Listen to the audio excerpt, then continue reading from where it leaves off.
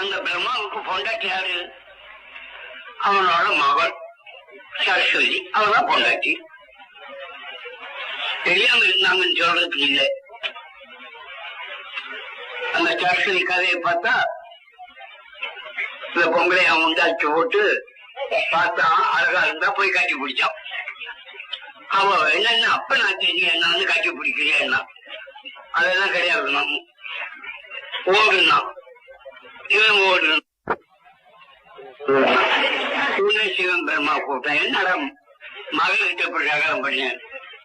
உனக்கு தெரியாத ஆசை வந்தா அம்மா என்ன மகன் என்ன போட்டான். போமா வந்து ஆசை வந்தா பேரம் இல்லைங்கிறானே போ அவங்க கிட்ட இருக்கான். அப்பதான் அவனு அவளுமே பொண்டாட்சி புருஷனா இன்னைக்கு இருக்கிறாங்க. இப்படியாக ஒரு முறையில்லாது அத்தனையும் பெறட்டுன்னு சொல்ல முடியுமா? காரியம் வேணா நடந்திருக்காதே தவிர அந்த முறை அன்னைக்கு இருந்திருக்குன்னு ஒத்துக்கணும். இல்லாட்டா வேணும். இப்படியாக எவ்வளவோ இருந்திருக்குது.